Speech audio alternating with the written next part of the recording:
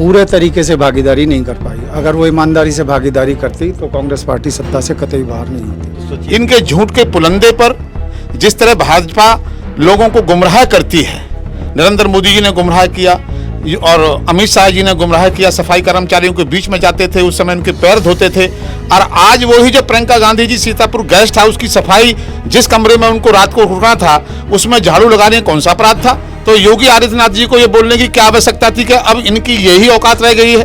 वो भूल गए क्या?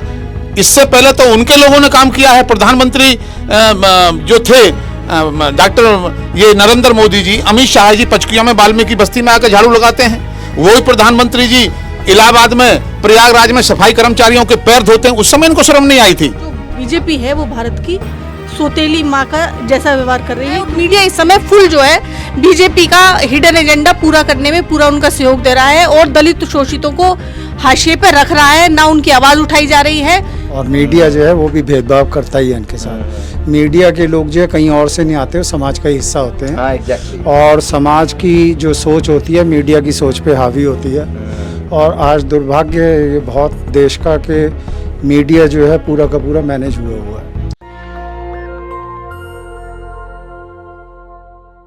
मैं इस समय कांग्रेस के एससी डिपार्टमेंट के दफ्तर में हूँ। तस्वीरें आपको सब कुछ बयां कर देगी। डॉक्टर अंबेडकर से लेके बाबू जगजीवन राम की तस्वीरें लगी है। और एक बात मैं फिर कह रहा हूँ, सोचिए कांग्रेस ने कभी मार्केटिंग नहीं की। के.आर. नारायणन सबसे ताकतवर राष्ट्रपति हुए कांग्रेस के रिजीम में। बाबा साहब के बाद जगजीवन बाबू की भूमिका को आप इनकार नहीं कर सकते हैं। शिंदे साहब मुख्यमंत्री हुए थे, गृह मंत्री तक पहुँचे। अब चन्नी, पंजाब में जिस तरह से चरणजीत सिंह चन्नी को कांग्रेस ने सीएम बनाया है, लोग कह रहे हैं कि कम वक्त कम बचा है, 40% की संख्या है, इसलिए कांग्रेस के पास कोई विकल्प नहीं है। तो क्या एससी एसटी ओबीसी माइनॉरिटी को लेकर अब कांग्रेस क्रिस्टल क्लियर है? उसे लगता है कि खुलकर इस पर बात करनी पड़ेगी। एससी सेल के जो लोग हैं एससी डिपार्टमेंट में वो बैठे हुए हैं। मौर्य साहब हैं, अक्षय कुमार मौर्य साहब। बैठिए ना सर, बैठे बैठे कर लेंगे। आप बीपी मौर्य साहब किसी परिचय के मोहताज नहीं हैं और मैं उनके काम से इनको जानता हूं। बीपी मौर्य साहब को आप सब लोग जानते हैं। सर, हम लोग एससी डिपार्टमेंट में बैठे हुए हैं। पंजाब में आप लोगों ने मास्टर कार्ड खेला, ये क्या और राज्यों में दोहराने की ज़रूरत है या आप लोग संतुष्ट हैं? देखिए, मेरा व्यक्तिगत ये मानना है कि कांग्रेस पार्टी अगर अपने खोए हुए जनाधार को पाना चाहती है तो उसको ईमानदारी से इस देश के गरीबों की, पिछड़ों की, दलितों की सत्ता में और संगठन में भागीदारी करनी पड़ेगी। मतलब किस तरह से? इन टाइम पर, मास्टर स्ट्रोक पर, या एकदम डिक्लेयर अनाउंसमेंट करके कि हमारा सीएम पीएम होगा? नहीं, डिक्लेयर करना पड़ेगा कांग्रेस को। अगर डिक्लेयर नहीं करा, दिखावे से काम नहीं चलेगा। कांग्रेस का दिखावे से काम नहीं चलने वाला। कांग्रेस को हिम्मत अब जुटानी पड़ेगी और जो भागीदारी है इस गरीब समाज की उसको देनी पड़ेगी। मौर्य साहब, जिस तरह से बीजेपी ने सिंबॉलिक जिस तरह से राजनीति की, अभी 27 ओबीसी के मंत्री बना दिए, राष्ट्रपति को लेकर जिस तरह से मार्केटिंग की, आप लोग नहीं कर पाए। के.आर. नारायण साहब बहुत मजबूत राष्ट्रपति थे, उन्होंने सीधे जुडिशियरी में हाथ डाला था, फाइलें वापस कर देते थे कि इसमें शेड्यूल कास्ट का जज कहाँ है। ये कहीं कमी रह गई है? वोकल नहीं हो पा रही है कांग्रेस? नहीं, कांग्रेस ने, मेरा ऐसा मानना है कि कांग्रेस ने किया काफ़ी कुछ है, मैं इस पर इनकार नहीं करता, लेकिन वो पूरे तरीके से भागीदारी नहीं कर पाई। अगर वो ईमानदारी से भागीदारी करती तो कांग्रेस पार्टी सत्ता से कतई बाहर नहीं होती। तो सोचिए, बीपी मौर्य साहब को आप सब लोग जानते हैं, एक विरोध के बड़े स्वर थे। बाद इंदिरा गांधी का दौर था, बाद में वो कांग्रेस में बड़े कद के नेता हुए। आप अपना परिचय दीजिए सर। बैठे रहिए ना सर, हम लोग तो खड़ा होने के लिए, पत्रकार सब खड़ा रखिए पत्रकारों को। मेरा नाम शिवराम है और मैं एआईसीसी का सम्मानित सदस्य हूँ, राष्ट्रीय कोऑर्डिनेटर हूँ एससी डिपार्टमेंट का, दिल्ली का चेयरमैन भी रहा हूँ। जैसा कि इस देश में इस समय चल रहा है, लोग तरह तरह की बात कर रहे हैं, पत्रकार महोदय भी तरह तरह की बात करते हैं कि कांग्रेस पार्टी ने चन्नी जी को मुख्यमंत्री बना दिया, ये संदेश दिया है। कांग्रेस पार्टी ये काम बहुत सदियों से करती आई है। सबसे पहले नीलम संजीवाय जी मुख्यमंत्री थे, जगन्नाथ पहाड़िया जी थे, और आप मुख्यमंत्री की बात क्यों करते हैं? इस देश के अहम पद पर कांग्रेस पार्टी के लोग रहे हैं। इस देश में देश के उप प्रधानमंत्री बाबू जगजीवन राम रहे और बूटा सिंह जी रहे, बहुत सारे डॉक्टर योगेंद्र। अब क्यों शेड्यूल कास्ट के लोग आपसे छिटक गए? देखिए शेड्यूल कास्ट के लोग कोई नहीं छुटके हैं। जिस तरह का कल प्रकरण हुआ है, इनके झूठ के पुलंदे पर जिस तरह भाजपा लोगों को गुमराह करती है, नरेंद्र मोदी जी ने गुमराह किया और अमित शाह जी ने गुमराह किया। सफाई कर्मचारियों के बीच में जाते थे, उस समय उनके पैर धोते थे। और आज वही जो प्रियंका गांधी जी सीतापुर गेस्ट हाउस की सफाई, जिस कमरे में उनको रात को रुकना था, उसमें झाड़ू लगाने कौन सा अपराध था? झाड़ू लगाना अपराध है क्या? जब वो झाड़ू लगा रही थी तो योगी आदित्यनाथ जी को ये बोलने की क्या आवश्यकता थी कि अब इनकी यही औकात रह गई है? वो भूल गए क्या?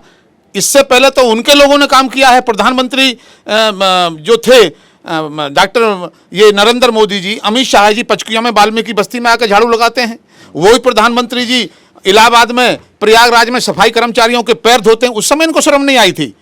और आज अगर प्रियंका गांधी जी ने वहां अपने कमरे की सफाई कर दी, इनको कौन सी पीड़ा हुई? क्या आप लोग आंदोलन चलाएंगे इसको लेकर? हम आंदोलन- इसे सफाई कर्मचारियों का अपमान मानते हैं?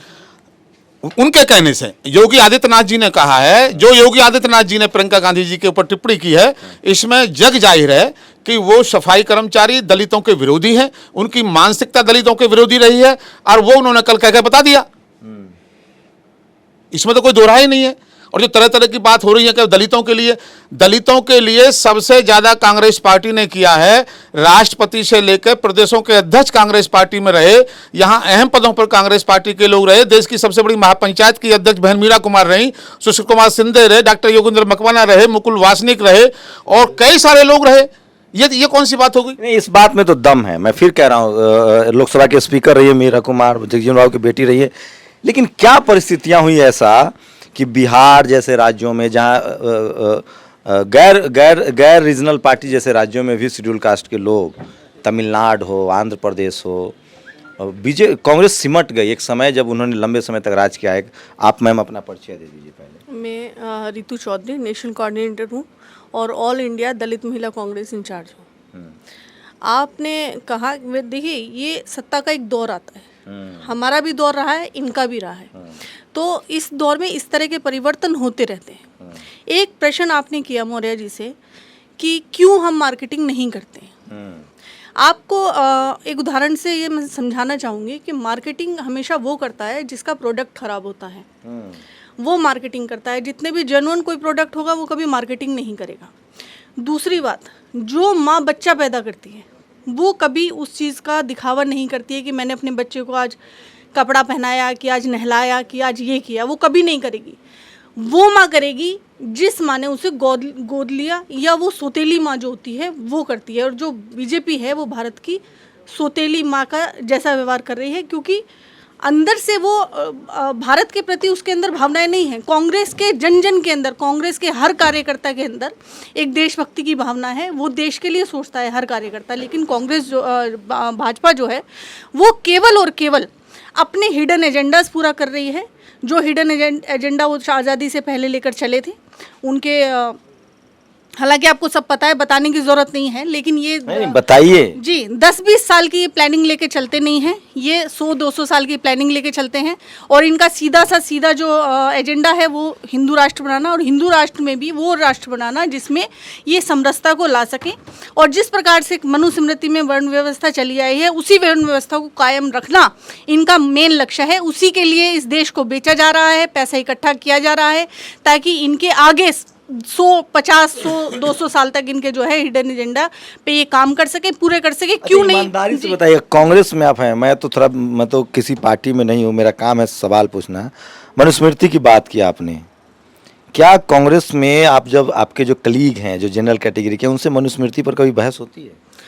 जी बहुत बार बहस हो जाती है, लेकिन हमारा कोई भी कांग्रेसी जन होगा किसी भी प्रकार से वर्ण व्यवस्था में यकीन नहीं रखता है। बहुत रेयर होता है कि कोई ऐसा आपको कार्यकर्ता मिल जाए कि उसकी विचारधारा थोड़ी ब्राह्मणवादी हो।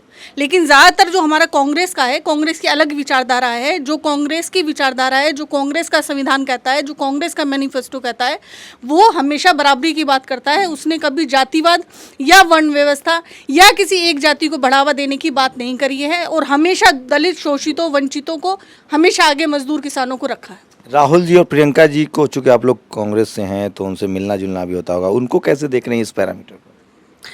राहुल और प्रियंका जी की रगों में जो है वो कांग्रेस का जो डीएनए है वो आज खुल के जो देखने को मिल रहा है, जो हमारे पिछले नेताओं में नहीं मिला। मैं ये बड़े गर्व से कहना चाहती हूँ कि जितने भी हमारे पुराने नेता रहे हैं या प्रधानमंत्री रहे हैं, किसी ने भी इतनी मेहनत नहीं करी। हालांकि वो बहुत सम्मानित और वो रहे हैं जितनी राहुल जी और प्रियंका जी कर रहे हैं, क्योंकि आज के समय के परिवेश ऐसा है कि आज के समय में सबसे ज़्यादा, क्योंकि हमारा दुश्मन इतना बड़ा हो चुका है। अच्छा एक बताइए, मैं ऐसे समझना चाहता हूँ, चूंकि SC ST OBC minority leadership के पास मैं एक पत्रकार का छात्र हूँ, मैंने 12 साल मीडिया में नौकरी की है, अब सोशल मीडिया पर हूँ। क्या पार्टी कोई भी हो, SC ST OBC माइनॉरिटी के लीडर को पत्रकार मतलब मीडिया में भी कम कवरेज मिलता है? सर मीडिया में देखिए कम कवरेज, ये तो एक जो है हमारे देश का ये बन चुका है कि जो भी कोई दलित अगर पता चल जाए कि ये दलित है या किसी शोषित समाज से है तो उसको वैसे ही मुख्य धारा से हटा दिया जाता है, हाशिए पे कर दिया जाता है। तो इसमें कोई एक पार्टी को हम नहीं कह सकते कि कांग्रेस पार्टी ऐसा। मैंने मीडिया के लिए सवाल पूछा। हाँ, मीडिया में भी कवर सुनने में गलती हुई। हाँ, मीडिया जो है जरूर इस एजेंडे पे चल रहा है और मीडिया इस समय फुल जो है बीजेपी का हिडन एजेंडा पूरा करने में पूरा उनका सहयोग दे रहा है और दलित शोषितों को हाशिए पे रख रहा है, ना उनकी आवाज़ उठाई जा रही है। पता चलते ही कि कोई प्रवक्ता या कोई स्पोक्स पर्सन है वो दलित है तो उसकी आवाज़ वैसे ही माइक बंद कर दिया जाता है, आवाज़ दबा दी जाती है। जैसे ही हम मनुस्मृति का नाम लेते हैं, ब्राह्मणवाद का नाम लेते हैं या कोई भी जातिवादी व्यवस्था का नाम लेते हैं तो हमारे माइक ऑफ। बट पार्टी स्तर पे आपको फ्रीडम है? पार्टी स्तर पे अगर हम केवल पार्टी की बात करेंगे या बीजेपी की या करेंगे तो बात सुनी जाती है, लेकिन अगर जातिवाद पर हम कोई बात करते हैं तो हमारे माइक ऑफ कर दिए जाते हैं। ये बड़ा सवाल है, इससे मैं सहमत हूँ, पत्रकारिता का छात्र हूँ। है क्या लग रहा है, चीजें बदल रही हैं भाई साहब? अब वो दिन गए किस तरीके से आप जान? जो मीडिया को लेकर मैडम ने कहा, जैसे चन्नी साहब को जिस तरह से हेलीकॉप्टर की वो चार्टर्ड में क्यों आ रहे हैं, एक मुख्यमंत्री तो चार्टर्ड में ही चलेगा, बैलगाड़ी से तो चलेगा नहीं।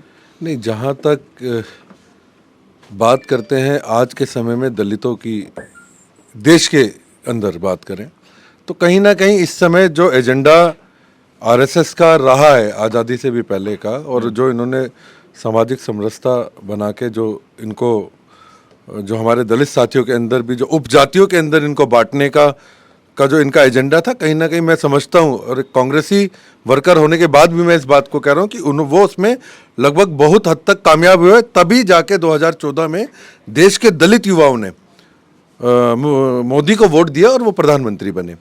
लेकिन बात करेंगे अगर कांग्रेस में दलितों की भागीदारिता की, क्योंकि हमारे सम्मानित साथियों ने अपनी अपनी बात रखी, तो मैं नहीं समझता कि कांग्रेस में दलितों की भागीदारिता कम है। कांग्रेस पार्टी पहले भी दलितों को बहुत मौका देती है। आज हम सर एक बात बताइए ना, रिजर्व सीट पर तो हमारे बाबा साहब ने इंतजाम कर दिया कि हम चुनाव लड़ेंगे, पार्टी कोई भी हो जाए, कोई भी विचारधारा का हो, रिजर्व सीट पर तो हम चुनाव लड़ेंगे। कोई 60 साल आप लोग रहे हैं, सबसे बड़ी पार्टी है आपकी, कोई अनरिजर्व सीट पर किसी शेड्यूल कास्ट शेड्यूल ट्राइब को चुनाव जिताया है आप लोगों ने? कितनी बार कई स्टेटों में चुनाव लड़ते हैं। बताइए, आपके पास आएंगे। सुशील कुमार शिंदे जी लड़े, सुशील कुमार शिंदे जी लड़े, परिणीति शिंदे जी लड़ी। नहीं जीते? हाँ बिल्कुल बिल्कुल। जनरल सीट पर, जनरल सीट पे अभी हमारे सुशील कुमार शिंदे जी की जो पुत्री है अभी जनरल सीट पे महाराष्ट्र में आमदार है, और एक ऐसी मतलब जरूरी कमेटी की वो सदस्य है जिसमें शेड्यूल कास्ट की जो हमारी एक निगरानी समिति होती है विधानसभा में, उसकी वो चेयरमैन है। तो जनरल सीट से शिंदे जी की बेटी अभी विधायक जनरल शिंदे। ये बड़ी जानकारी है, मैं अपने आप को करेक्ट कर रहा हूँ, अब मैं बोल पाऊंगा। जनरल सीट से भी शेड्यूल कास्ट के लोग चुनाव जीत रहे हैं। और अब कंप्लीट कीजिए। हाँ, तो मैं कहीं ना कहीं समझता हूँ कि पहले भी कांग्रेस पार्टी ने बहुत बड़े नेता दलितों को दिए, और आज भी जो चन्नी की बात करें, राहुल गांधी साहब ने चन्नी को मुख्यमंत्री बना के एक संदेश दिया।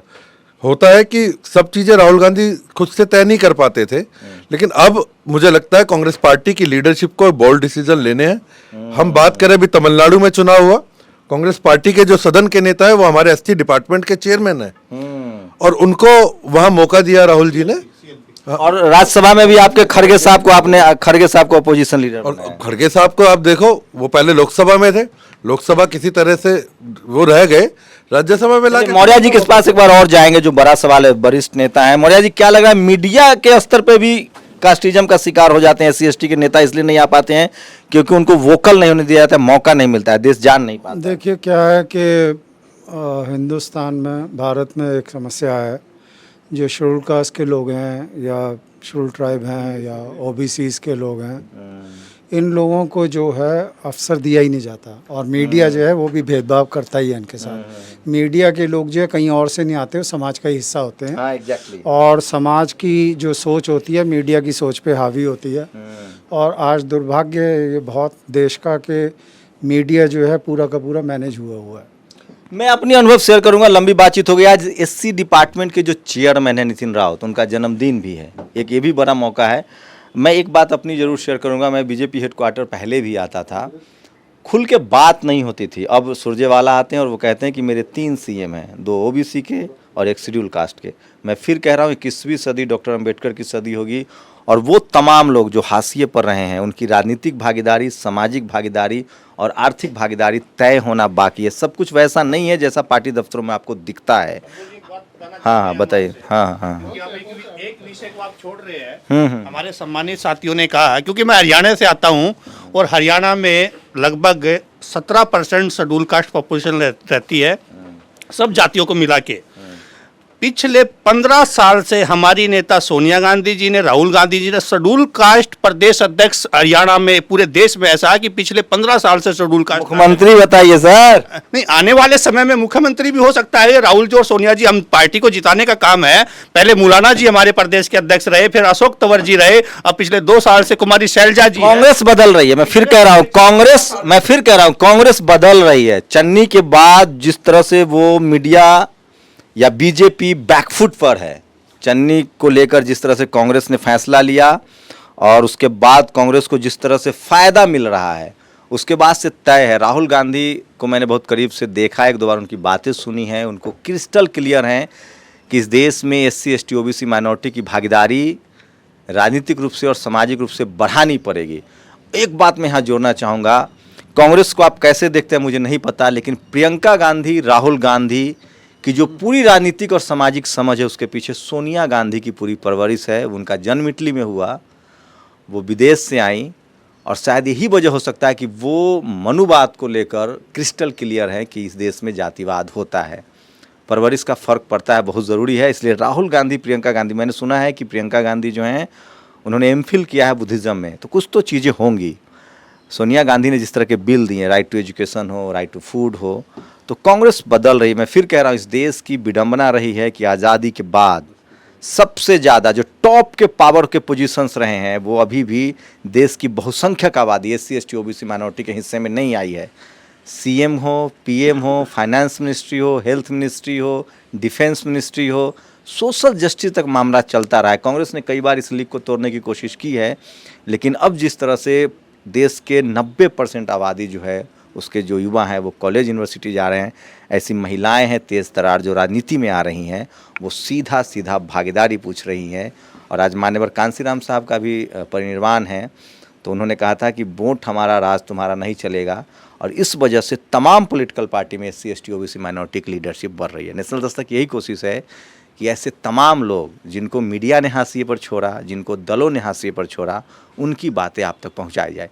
आप लोग की प्रतिक्रिया बहुत ज़रूरी है, आप लोग अपनी प्रतिक्रिया जरूर दीजिए। इस पूरी बातचीत में क्या मेरे सवाल ठीक थे या बहुत चापलूसी भरे थे, इन लोगों के जवाब कैसे थे, इनके सहमत हैं या असहमत हैं, इस पर भी आप अपना कमेंट जरूर कीजिए।